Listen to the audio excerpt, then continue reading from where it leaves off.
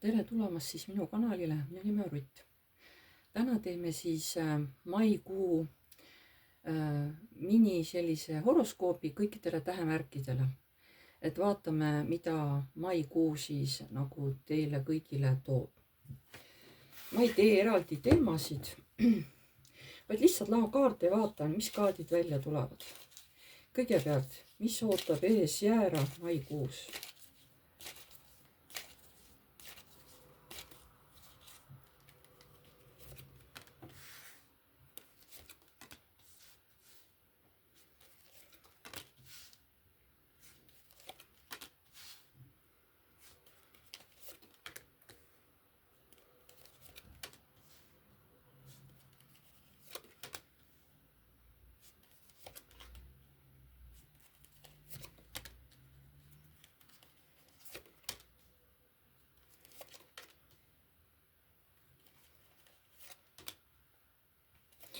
Nii, mis ootab ees jäära siis maikuus? Kõigepealt võib-olla kuu alguses olete mingisugusesse olekusse justkui kinni jäänud. Kas mingi teema on teil kinni jäänud, teil on tunne, et see asi ei lahene või mingi olukord, kus teil on tunne, et no ei liigu mitte kuhugi poole see asi on ju.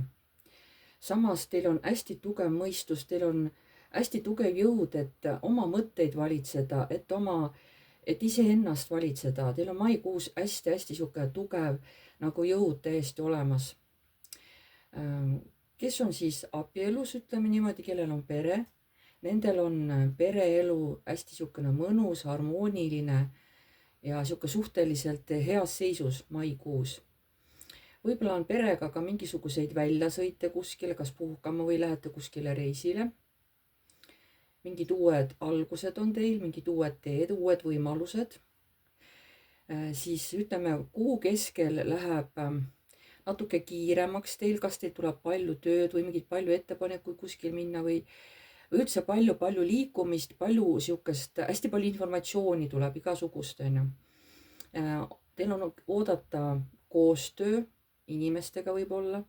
See võib olla ka suhte eesmärgi mingisugune töö või mingi kokkusaamine.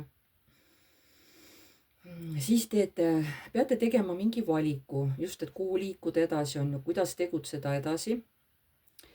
Te olete suhteliselt heas kohas, te olete sihuke õnnelik, rõõmus, teil on tunne, et mul on kõik olemas või et siis teil on, teate kuhu liigute ja siis teate, et teil see asi saab võimalikuks. Kuu lõpupoole olete mingisuguse võidu üle hästi õnnelik. Te saate võib-olla kas siis liikuda kuhugi, sõita kuhugi, kuhu olete tahtnud või lasta lahti mingid olukorrad, inimesed või tunded on ju, millest võib-olla see on teid väga kaua kurnanud.